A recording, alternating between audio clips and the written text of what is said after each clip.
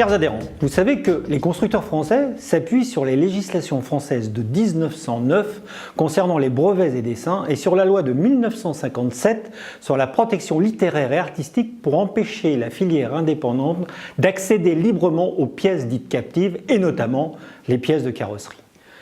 À l'heure où les constructeurs s'engouffrent sur les marchés des pièces multimarques et s'infiltrent dans la filière indépendante par des voies multiples, et au moment où la France se rajeunit, il apparaît comme déplacé de s'appuyer sur des lois anciennes et dépassées pour protéger son marché.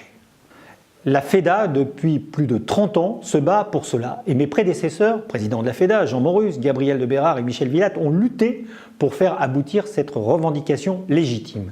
Imaginez cette épopée. En 91, publication du Green Paper, rédaction du projet de directive.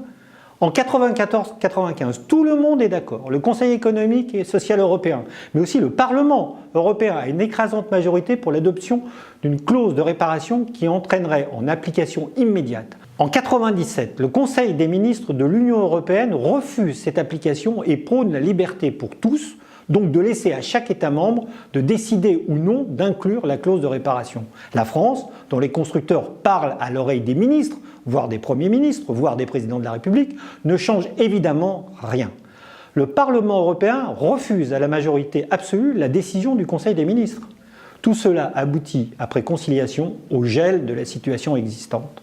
Et, depuis, rien ne bouge. La FEDA, engagée au sein de l'écart, qui regroupe la filière indépendante, mais aussi les assureurs, les experts, essaie de faire bouger les lignes au cours des années 2000, aussi bien au niveau de l'Europe que de la France. En vain. L'autorité de la concurrence nous a même donné raison, mais des bâtons dans les roues ont empêché l'aboutissement en faveur de la libéralisation des pièces de carrosserie. Les constructeurs automobiles et leur réseau ont un lobbying puissant auprès des gouvernants, auprès desquels ils mettent en balance les emplois qu'ils représentent et que les pertes de marge liées à cette libéralisation les obligeraient à supprimer. Lors d'une réunion à Equipotée en 2003, un colloque avait été organisé sur le sujet et j'avais posé une question à laquelle un représentant des réseaux constructeurs avait en aparté répondu « Ils veulent nous faire les poches ». Plus tard, à Bercy, un conseiller du ministre m'avait dit « On ne va pas fragiliser davantage les constructeurs en difficulté ». Il pensait à PSA et je lui ai répondu « C'est donc la filière indépendante et les consommateurs qui subventionnent le constructeur défaillant ». Voilà bien le sujet, c'est le consommateur qui paie. Les études montrent que le prix des réparations carrosserie ne fait qu'augmenter et l'accès aux pièces de réemploi ne règle pas ou que peu de choses. Les exemples sont nombreux où, sachant l'âge moyen du parc, le montant de la réparation est largement supérieur à la valeur vénale du véhicule.